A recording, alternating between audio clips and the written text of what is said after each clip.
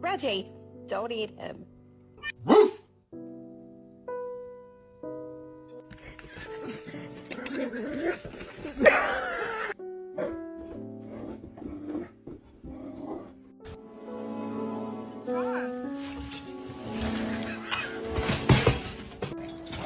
Oh.